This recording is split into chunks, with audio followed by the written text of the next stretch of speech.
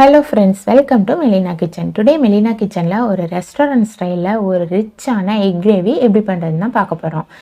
First இந்த recipe பண்ணுறதுக்கு ஒரு பேஸ்ட் ஒன்று ரெடி பண்ணணும். அதுக்கு ஒரு பேனில் 2 டேபிள் ஸ்பூன் எண்ணெய் சேர்த்துக்கோங்க.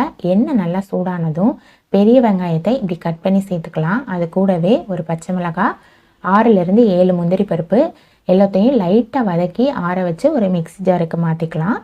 கூடவே 1/4 டீஸ்பூன் சோம்பு, ஒரு பச்சை மிளகாய், ஒரு கைப்பிடி அளவு கொத்தமல்லி, கொஞ்சமாக தண்ணி சேர்த்து நல்லா பேஸ்ட்டு கன்சிஸ்டன்சிக்கு அரைச்சி எடுத்துக்கலாம்.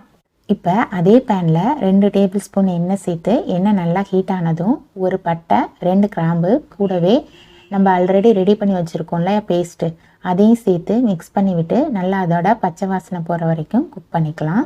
இப்போ 1 ஸ்பூன் இஞ்சி பூண்டு பேஸ்ட்டு சேர்த்து ரெசிபிக்கு தேவையான உப்பு சேர்த்துட்டு ஒரு முறை மிக்ஸ் பண்ணி விட்டுக்கலாம். இப்படி வெங்காயத்தை நம்ம வதக்கி சேர்த்து பண்ணும்போது கிரேவி சூப்பராக இருக்கும். இதே மெத்தடில் நீங்களும் ட்ரை பண்ணி பாருங்கள். இப்போ இந்த ஸ்டேஜில் மசாலா ஐட்டம்லாம் ஆட் பண்ணிக்கலாம்.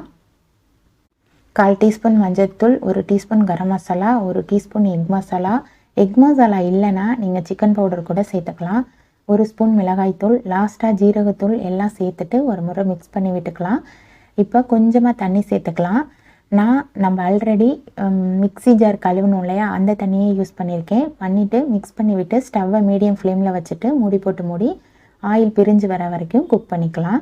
தண்ணி ரொம்ப சேர்க்க வேணாம் இந்த ஸ்டேஜில்.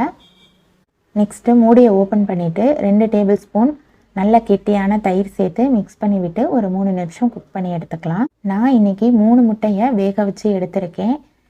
நான் இதை லைட்டாக கீறி விட்டு எடுத்திருக்கேன். நீங்கள் 2ஆக கூட கட் பண்ணி சேர்த்துக்கலாம், அதுவும் நல்லாயிருக்கும். இப்போ பார்த்தீங்கன்னா கிரேவி நல்லா கொதித்து ஆயில் பிரிஞ்சிருக்கு. இந்த ஸ்டேஜில் நம்ம முட்டையை உள்ளே சேர்த்து மிக்ஸ் பண்ணி விட்டு 4 நிமிஷம் வதக்கிக்கலாம். இப்போ பாருங்கள், நம்மளோட ரெஸ்டாரண்ட் ஸ்டைல் கிரேவி சூப்பராக ரெடியாக இருக்குது. இந்த ஸ்டேஜில் நம்ம குட்டி குட்டியாக நறுக்கின கொத்தமல்லி தலையை தூவி ஸ்டவ்வை ஆஃப் பண்ணிக்கலாம். இந்த கிரேவியை நீங்கள் சப்பாத்தி, புலாவ் ரைஸ், ஜீரா ரைஸ், தோசை எல்லாத்துக்கூடையும் வச்சு சாப்பிட்டா ஃபர்ஸ்ட் கிளாஸ். நீங்களும் ட்ரை பண்ணி பார்த்துட்டு உங்களோட கமெண்ட்ஸை ஷேர் பண்ணுங்கள். அப்படியே மெலினா கிச்சனையும் சப்ஸ்கிரைப் பண்ணிக்கோங்க.